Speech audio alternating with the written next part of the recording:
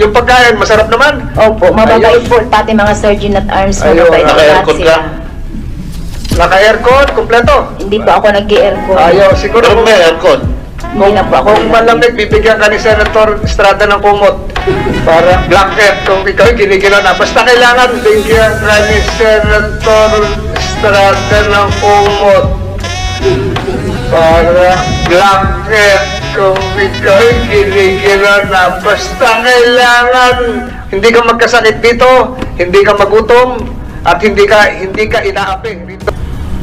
Tingnan mo. Tingnan mo yung itsura. Nung pumasok sa'yo si Aling LV, hindi ganyan yung itsura niya. Pinag-uusapan umano ang nakaraang Senate hearing nina Franz Ruiz at Pablo Ruiz, na kung saan ay marami ang nakapansin ng matamis ng ngiti ni Ginang Franz, kapag nakaharap nito si Senador Jinggoy Estrada. Komento ng mga netizens, na parang kinikilig pa raw umano si Ginang Franz, kahit na seryoso umano ang nasabing paglilitis.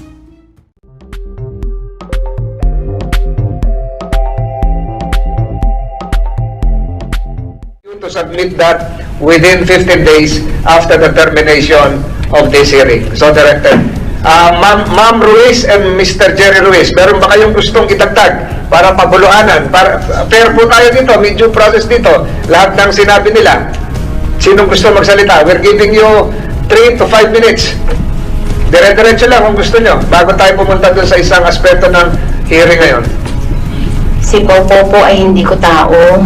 Si nanay naman po ay hindi ko rin siya kasambahay. Sino ba nanay? Sino ang nanay? Sa katabi po ng Ate LB. Si Mrs. Melinda Marco, Oo. hindi mo kasambahay? Hindi niya opo, hindi Si niya Pau Pau, hindi mo rin tao? Hindi ko po tao. Si Nanay Melinda, hindi siya kasambahay kasi ang kasambahay ko nung panahon na yon ay si yung aking pinsan at hindi niya naabutan si Ate LB dahil si Ate LB ay 2019, siya ay 2017. Ayun ang sinasabi mo nung huling hearing na pumasok sa iyo si Manang LB 2019. Ang sinasabi ni Manang LB siya ay 2017 at pinapatunayan naman ni Manang Melinda at ni Jeruel na kanyang anak na 2017 nga. Hindi po hindi po Hindi totoo Mr. Chair. 2017. Hindi po 2019 at si Jerwin po Mr. Chair ay hindi po trabahador yan ay nakituloy lang sa akin kasi po napasok yan sa school. Ang sabi po sa akin niya, sabi ko sa kanya, sige ate, napasok yung anak mo, kawawa naman sa umaga ka ako ng ganun, eh dito mo na lang sa akin patuloyin, sabi ko. At saka hindi po inabot ng December si ate kasi ng August, ng kalahating buwan ng August, nagsasara-sara kami dahil ang tatay ko nasa ospital at ng November ay full po ng November, sarado po kami, anniversary ng Capitol, patay ang tatay ko, nasa San Jose po kami. So lahat ng sinabi rito nung dalawang bagong testigo ay iyong pinapabulaanan. Tama? Ang sabi niya po, nag-aaral siya mula umaga hanggang hapon. Paano po siya makatulong sa tindahan Stay, niya? ano raw yung study, saan tawag doon? Home study. Hindi po Mr. Chair, siya po ay halimbawa ang pasok niya Merkules, napunta lang po yan siya ng Martes ng hapon kasi bukas ng maga may pasok siya, nakikitulog doon. Tapos binibigyan ko po siya ng baon kasi naawa ko sa kanya. Tapos pagdating po ng tapos na ng klase niya ng kinabukasan, nauwi po yan sa kanila. So yun ay ginawa mo sa kabutihan ng iyong loob. Opo, Mr. Chair. Natuloy mo siya kahit hindi mo kakilala to, hindi mo kamag-anak. Mr. Chair, sa totoo po, marami na ako nakatapos na aking mga tauhan. Pinaaral ko po sila habang nagtatrabaho sa Sabi ko, akin. hindi mo tauhan si Jeruel. Opo. Bakit pinaaral siya kahit hindi mo tauhan? Naawa po ako sa nanay niya, kumbaga parang tulong ko na lang sa nanay po niya. Pero si ate ay hindi nagtrabaho sa akin ng ganong katagal. Si ate ay nagtrabaho lang sa akin. Si Miss Melinda. Opo, mahigit isang buwan lang po nagtrabaho sa akin si ate. At saka po ang aming tindahan sa barangay sa Ispo, para po siyang divisoria, magkakatabi, ang nakakadaan lang po sa kalsada ay tao. Paano ko po matataga ang kamay niya? Yung palang kwentuhan, rinig na agad dahil tao lang ang nakakadaan, magkakaharap ang aming mga tindahan dahil sa gitna kami ng kalsada. Panglimang tindahan po sa kampo, may outpost po ng pulis. Kung ganun may pangyayari, ibig sabihin po makakarating yan doon dahil po magsusumbong na mga nakakakita po.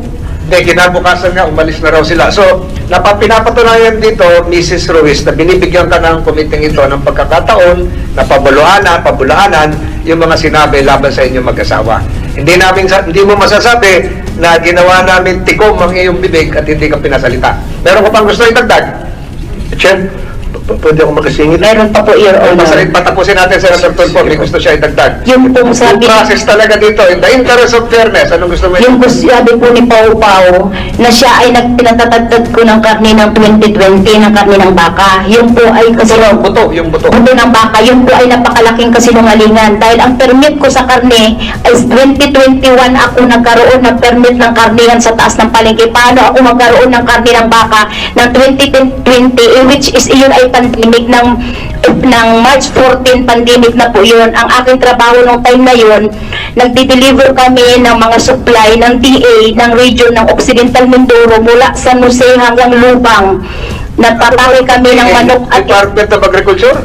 yes po, Your Honor. Department of yung DA po, hindi kami piling po ang DA at that time, Mr. Chair, namimigay po sila ng ayuda sa mga tao. Sa akin po ipinasa ng co-op, yung ipinasa ng DA na ako ang magsusupply ng buong Occidental Mindoro. Ito ang supplier Yes ng po. agriculture, ba? Nung nung 2000, So ganito, lahat ng iyong pruweba tungkol dyan, yung iyong permit sa munisipyo, lahat, mayor's clearance, business permit, magiging bahagi ng iyong memorandum na isasubmit sa committee ito at mag-usap na lang kayo ng inyong abogado.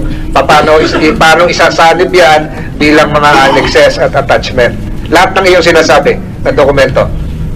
Babasahin namin yon. Meron ka pa? Huli na. Salita si Senator Tulfo. pwede po, Your Honor, kung gusto nyo, pumunta din po kayo sa amin para makita nyo yung lugar namin, kung paano nanirahan sa TLB na kasama namin. Pangalawa po, para makausap din ninyo yung co-op na kinukunan ko ng pera, na sinasabi nilang mayaman ako, hindi po ako mayaman, nangungutang lang po ako. Willing po sila na ipakita ang picture ko sa inyo, na yung nandoon yung aking mga kinuha na pera sa kanila.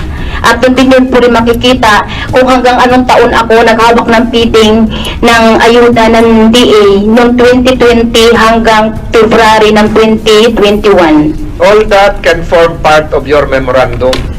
Siguro yung abogado mo, magaling naman to, si Atty. Arugay, kukunan mo ng sworn statement yung sinasabi niya na pinag-uutangan niya at magiging bahagi yon ng memorandum na inyong sasubmit bilang isang annex. Bibigyan ka namin ng pagkakataong gawin lahat yon, Mrs. Franz Ruiz, para mapatunayan mo na hindi totoo yung ibinibintang sa iyo.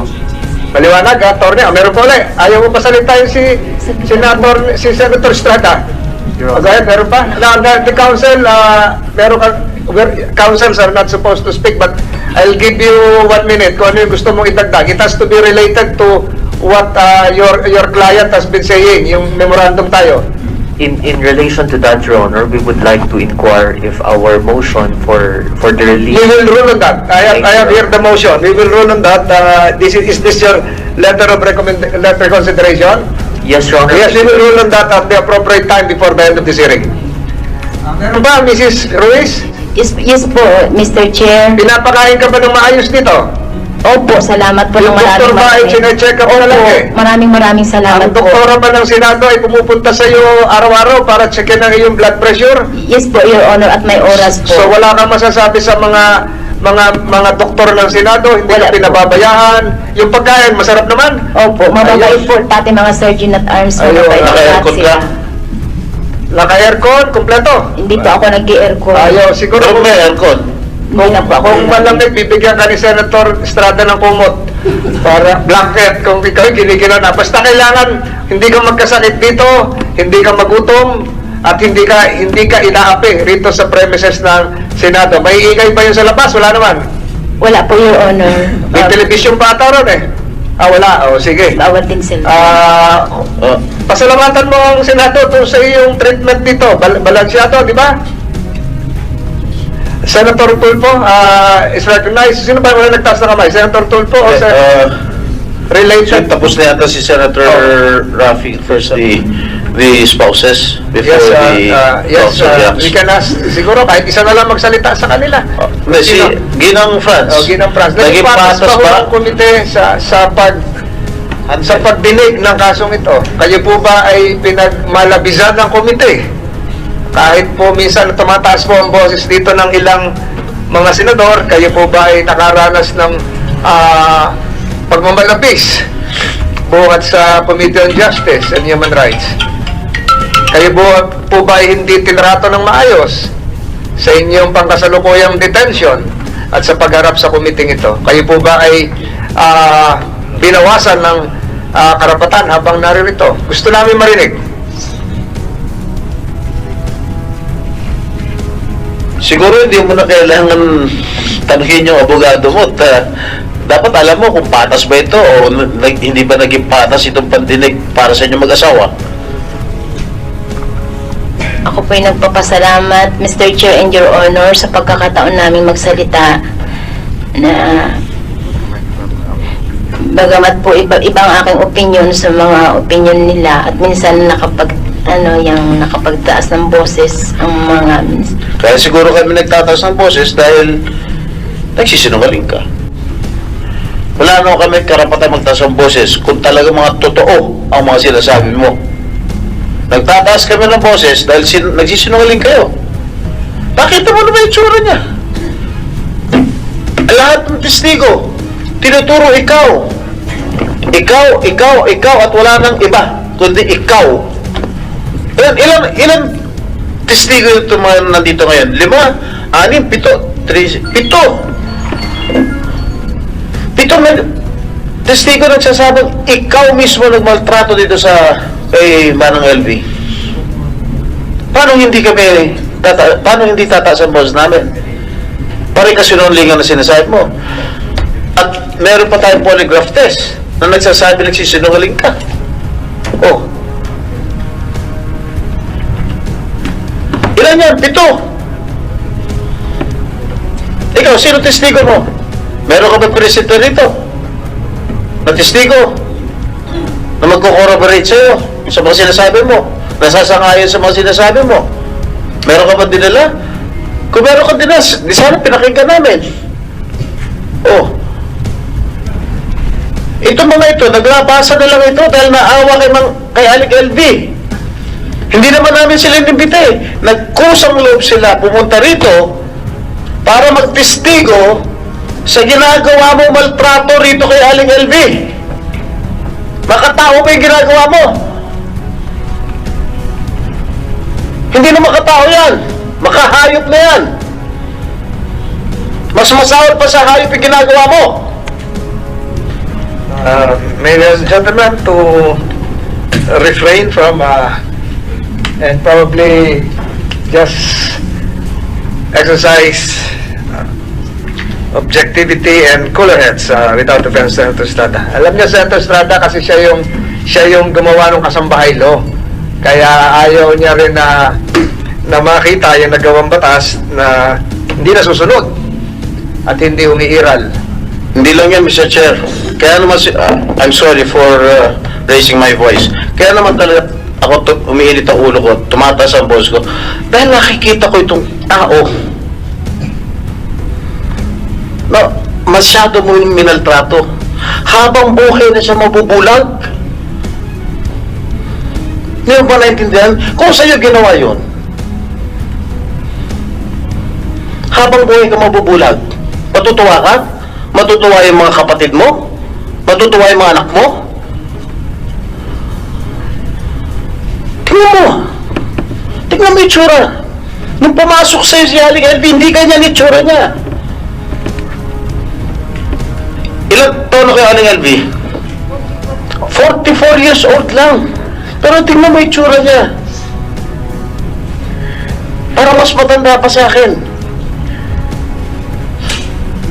Parang 70 years old na, 80 years old na sa ginawa ninyo. Sa ginawa mo in particular.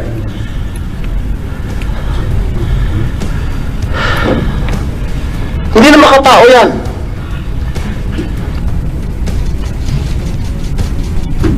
Senator Estrada, you can have your water also, my dear colleague. So we have 2 pending motions here.